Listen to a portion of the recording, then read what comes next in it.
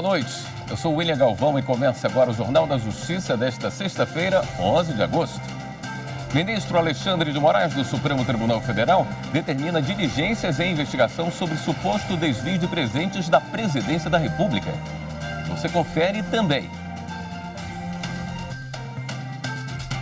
Ministro aposentado do Supremo Tribunal Federal, Ricardo Lewandowski, vai coordenar o Observatório da Democracia da Advocacia Geral da União. Poder Judiciário mais próximo do cidadão. TV Justiça completa hoje 21 anos no ar.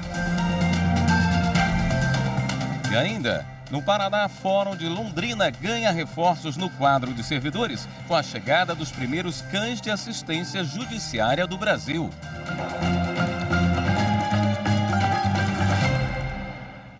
O ministro Alexandre de Moraes, do Supremo Tribunal Federal, tornou pública a decisão que autorizou o cumprimento de mandados judiciais contra o ex-ajudante de ordem de Jair Bolsonaro, Mauro Cid, o pai dele e o advogado Frederico Wassef. As informações com Evelyn Araújo.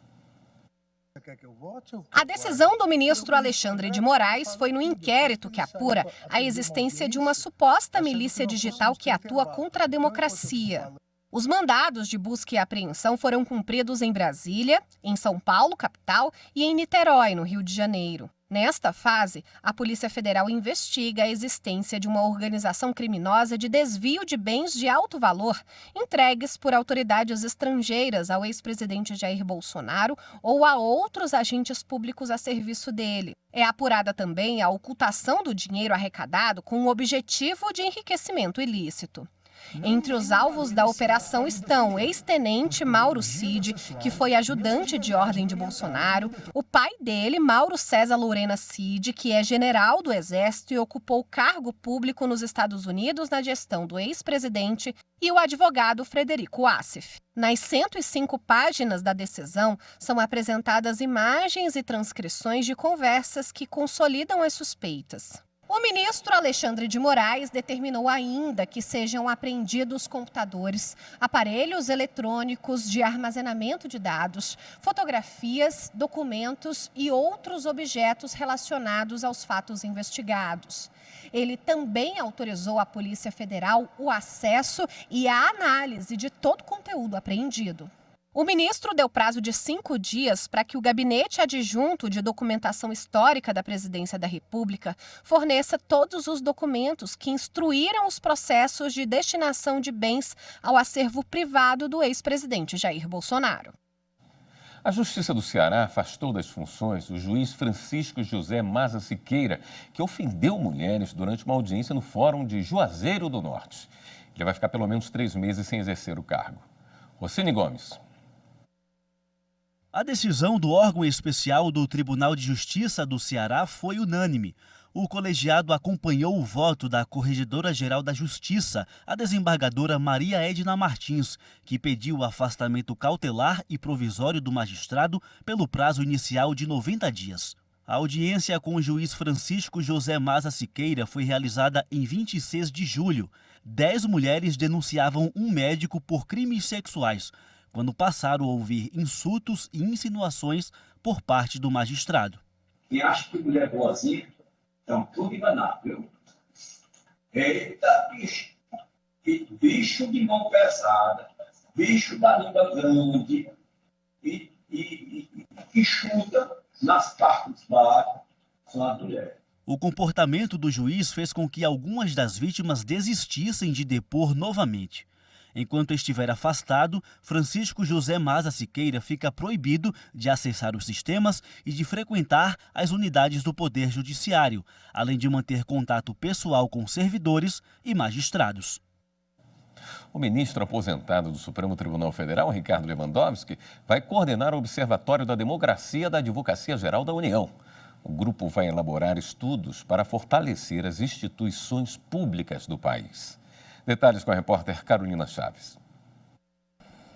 O observatório será lançado pela Advocacia Geral da União nos próximos dias. O ministro aposentado do STF, Ricardo Lewandowski, foi convidado pelo advogado-geral da União, Jorge Messias, para coordenar o grupo que vai realizar estudos pesquisas, analisar dados e debater o papel das instituições. O objetivo é o fortalecimento da democracia no país. Para a indicação, o chefe da AGU considerou a vasta experiência de Lewandowski como magistrado e acadêmico. O Observatório da Democracia vai funcionar na Escola Superior da AGU. O Superior Tribunal de Justiça manteve a condenação da Igreja Universal ao pagamento de mais de 23 milhões de reais por demolir casarões históricos. A decisão do ministro Sérgio Kukina. Confira os detalhes na reportagem de Marina Campos. O ministro manteve o acórdão do Tribunal de Justiça de Minas Gerais, que condenou a Igreja Universal do Reino de Deus a pagar mais de 23 milhões de reais como indenização por danos patrimoniais e morais coletivos pela derrubada de 3 casas declaradas Patrimônio Cultural de Belo Horizonte.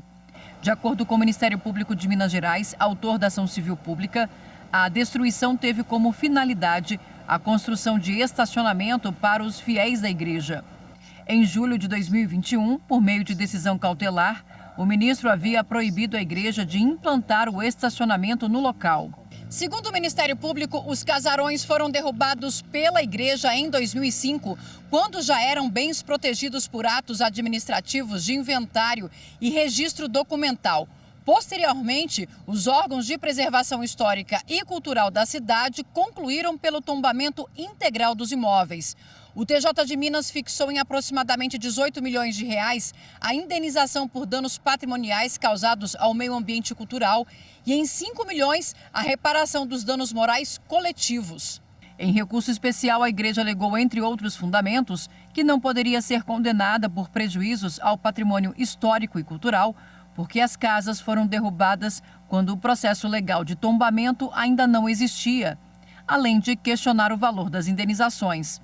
O ministro Sérgio Kukina explicou que, embora os imóveis não estivessem efetivamente tombados quando foram demolidos, já tramitava naquela época o processo administrativo para o tombamento e que os imóveis estavam protegidos por decreto de intervenção provisória. Em relação ao valor das indenizações, Sérgio Kukina comentou que o STJ só pode revisar o montante fixado pelas instâncias ordinárias quando for constatado que ele é exorbitante ou irrisório. O ministro entendeu que os argumentos da igreja não foram objeto de análise pelo TJ, não havendo como o STJ decidir a respeito. A seguir, TV Justiça completa 21 anos. Os detalhes em instantes.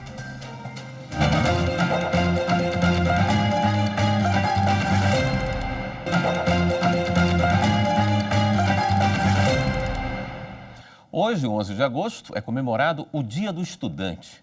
A Biblioteca do Poder Judiciário de Mato Grosso oferece um ambiente agradável e propício ao estudo. São milhares de títulos disponíveis que atraem principalmente estagiários e concurseiros. A reportagem é de Camila Ribeiro.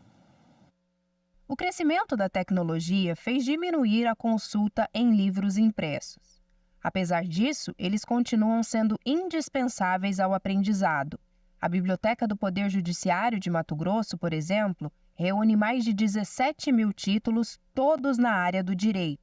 Concurseiros e estagiários são os que mais frequentam o local. Eles também aproveitam o espaço para fazer trabalhos e pesquisas. É o caso da Magna Thalia, que está no 10º semestre da Faculdade de Direito e faz estágio há pouco mais de um ano no Tribunal de Justiça de Mato Grosso. Um colega que estagia aqui há mais tempo falou que aqui tinha biblioteca que daria pra gente estudar na época de prova, né? Eu venho de manhã estudar pra OAB, a fazer o TCC, boa parte do projeto que eu fiz semestre passado foi aqui na biblioteca, que eu escrevi ele. Eu venho estudar na parte da manhã e à tarde já trabalho e aí não perco o tempo do trajeto que eu teria vindo meio-dia pra cá. Além do acervo, a Magna e aqueles que frequentam a biblioteca têm à disposição uma sala climatizada com 32 baias individuais, equipada com Wi-Fi e o mais importante de tudo, o silêncio para se concentrar nos estudos. Ninguém incomoda a gente meio que se força a estudar, desliga o telefone, que é um dos principais dispersão, né, da gente, rede social, tudo, a gente desliga, coloca no silencioso e dá para focar realmente no estudo.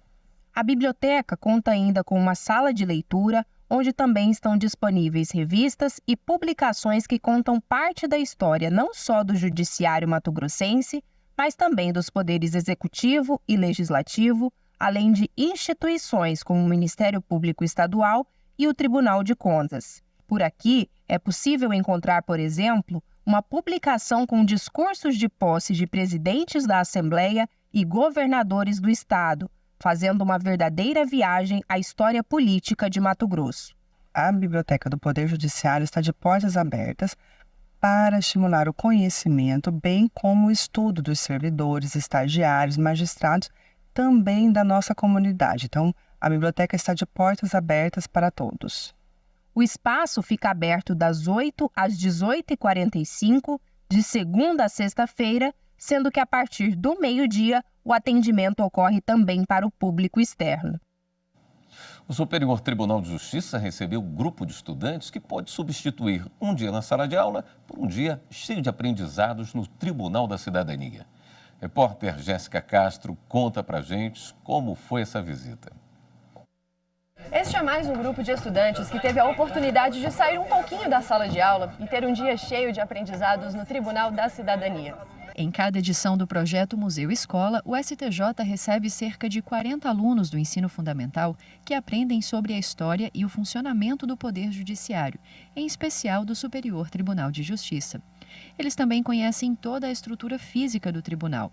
Visitam os plenários onde acontecem os julgamentos e fazem uma viagem no tempo, passando por exposições que têm objetos e documentos que contam a história da construção da justiça brasileira. Hoje eu pude ver sobre cada ministro, sobre algo pessoal deles, como foi a construção do tribunal aqui, da forma como eles tratam a gente, da forma como explica, é algo muito detalhado e bem explicado. Eu achei uma visita muito legal e bastante importante para conhecer a história da justiça aqui no STJ.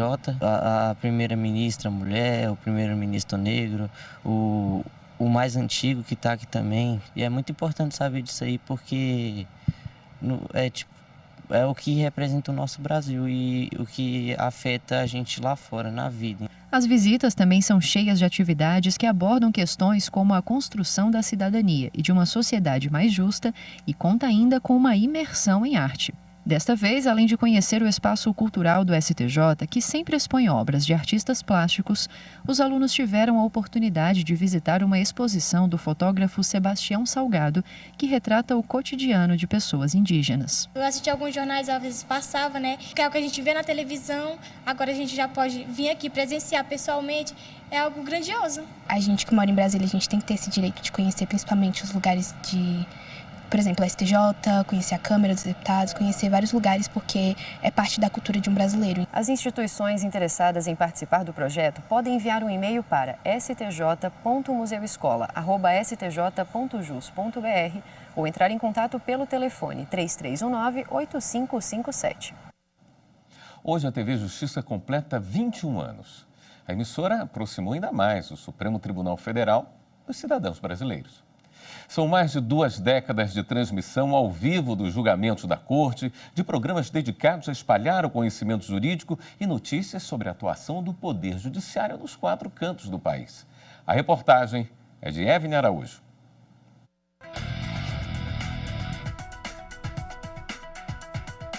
De agosto de 2012, data que entrou para a história do judiciário brasileiro, o dia em que a TV Justiça entrou no ar. A emissora foi a primeira a transmitir ao vivo os julgamentos do plenário do Supremo Tribunal Federal, implementando o que nenhum país do mundo havia feito ainda. Nesses 21 anos, o trabalho tem sido de informar, mas principalmente de ampliar o acesso à justiça e tornar as decisões tomadas pelos tribunais cada vez mais transparentes. A ideia de um canal institucional e informativo sobre o Poder Judiciário saiu do gabinete do ministro aposentado Marco Aurélio. Na época, ele era presidente do STF. Em uma das 5 vezes que assumiu a presidência da República, substituindo Fernando Henrique Cardoso, Marco Aurélio teve a oportunidade de sancionar a lei que criava a TV Justiça. Atualmente, Atualmente são veiculados na programação 18 programas de parceiros e 11 programas de produção própria. Desde o início deste ano, TV e Rádio Justiça passaram a ter gestão integrada, com transmissões simultâneas nos dois formatos.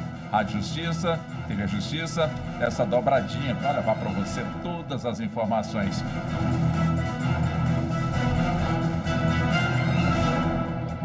Em 2023 marca a comemoração de outro importante aniversário, a exibição da primeira edição do Jornal da Justiça, um ano depois de a emissora ter entrado no ar.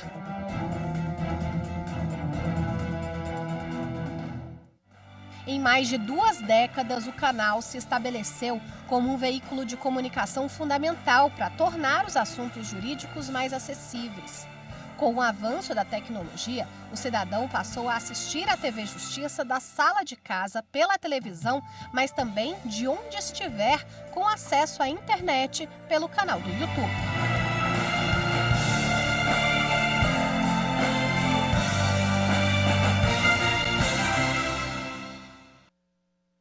O ministro Sepúlveda Pertence recebeu uma homenagem póstuma do Tribunal Superior Eleitoral. O jurista, que por 2 vezes foi presidente do TSE, morreu este ano. Mariana Fabre tem as informações. O Salão Nobre do Tribunal Superior Eleitoral vai receber o nome de Espaço Ministro Sepúlveda Pertence. A homenagem foi anunciada na sessão plenária desta quinta-feira, que relembrou a trajetória do jurista. Como presidente do TSE, Sepúlveda Pertence garantiu o direito ao voto aos jovens de 16 anos e coordenou a criação de uma base de dados que permitiu a implementação do voto eletrônico. Sua atuação em defesa da democracia foi destaque nos pronunciamentos dos ministros Alexandre de Moraes e Carmen Lúcia. Em 1994, em sua gestão, pela primeira vez, a totalização das eleições gerais foi realizada pelo computador central no Tribunal Superior Eleitoral. Como disse, um grande defensor da democracia, um notável jurista, que exerceu com brilhantismo, competência e integridade todas as funções e cargos durante a sua vida. O exemplo humano que ele deixa para nós juízes, para os membros do Ministério Público, de que ele é, no modelo atual, o criador, porque foi na comissão chamada dos notáveis que ele propôs o que veio a ser abrigado pela Constituição de 88, nem pela advocacia brasileira. Ele continua sendo um grande exemplo e os exemplos movem realmente as gerações, especialmente as mais novas. A seguir, no Paraná, Fórum de Londrina ganha reforços no quadro de servidores com a chegada dos primeiros cães de assistência judiciária do Brasil. As informações em instantes.